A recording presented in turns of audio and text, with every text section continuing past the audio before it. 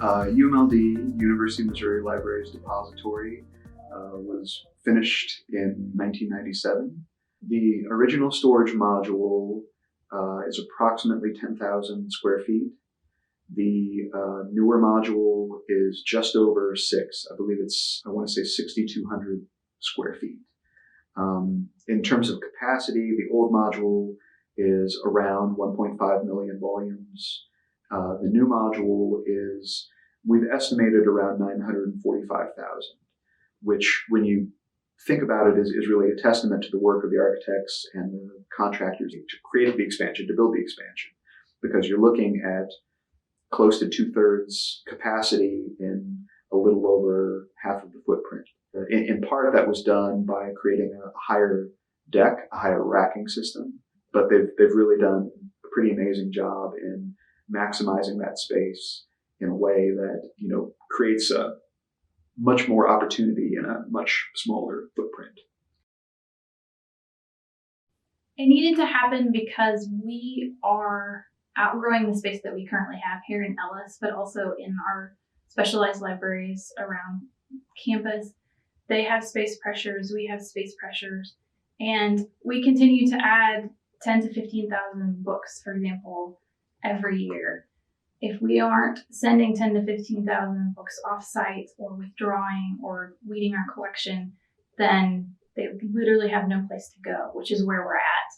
So we have a collection that is too big for the space that we have and no growth potential.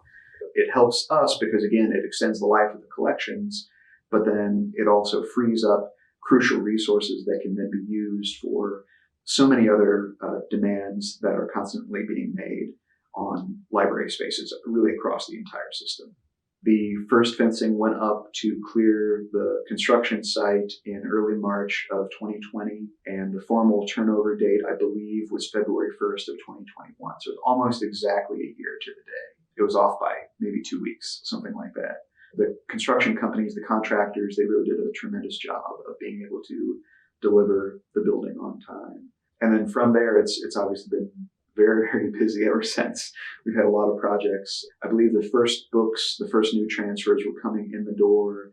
I think it was February 8th, if I remember correctly. So it was about a one week-ish turnaround process between when we were formally handed over the building to when the first transfers were arriving to enter their new space, their new home. I think it's pretty amazing that we were able to do it and do it on time. And, there's always the concern, and planned all in the middle of a pandemic I think our team should be lauded for being able to get a multi-million-dollar project done on time. The first materials that we had arriving were from a rental storage unit that we had, which in total, the rental storage contained 468,000 items, more or less. So on one hand, you would say, the move from the rental into the new facility, to our new expansion, only took 10 weeks, which is a tremendous feat of logistics to make all of those materials smoothly transition from one space into the next in such a relatively short amount of time. I like to think this allows us, because of the optimal environmental conditions, allows us to house our materials optimally. So I know a lot of donors like to help out with special collections, for example, and this is a huge boon to special collections for their materials and allows us to store those materials optimally for a much longer period of time. So I think that if I was a donor, it kind of gives you the peace of mind that what you're donating and what you're contributing to is going to be safe and for the university of the future, and good environmental conditions, as we hope to digitize as well. I think that there's a broad misunderstanding that in some cases people think that it's one or the other, that it's either OpenStax collections or it's stored offsite somewhere. And in fact, the two things work in tandem.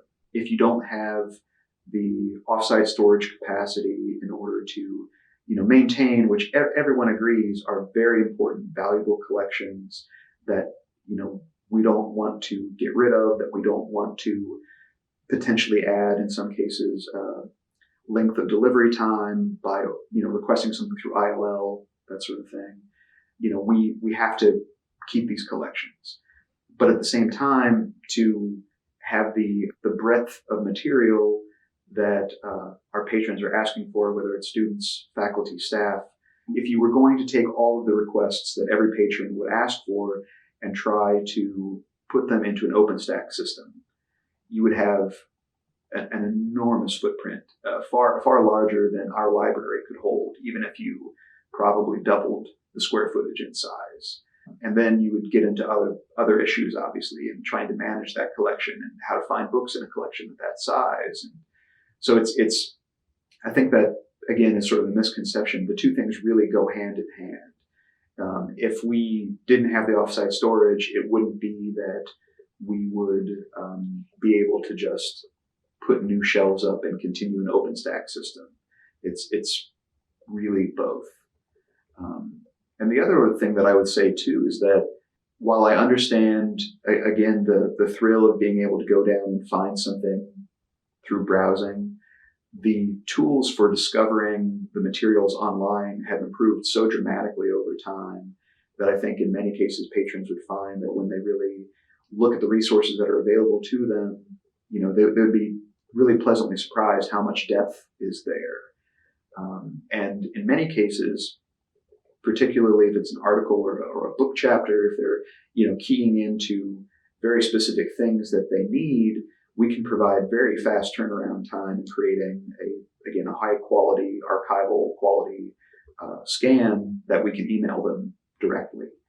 I think we will need another expansion if we continue to strive to serve our mission as we do and to preserve scholarly record, to be a regional player in kind of preserving information and content for the future in the U.S. and on a national and international level. We will need to expand so we can preserve our materials, keep them, and basically just do the best that we can for the assets that we have and the information that we provide. We would always hope for a third module. And much like the module that was just completed, much like our expansion that we're so excited about, we would immediately have use for the space if we had a third module in the planning. Anything and everything that we can do in order to have the capacity to manage what, again, in some cases are quite large-scale planning projects, something from simple as a building renovation. The books obviously have to go somewhere. And we don't want to risk our collections, risk access to the collections by potentially having them in the proverbial line of fire while construction is going on. But in order to have both of those two purposes served at the same time, we have to do something with our collections to make sure that they're safe. And so, it would be thrilling if we started to plan for Module 3. That is, I think, my hope long term.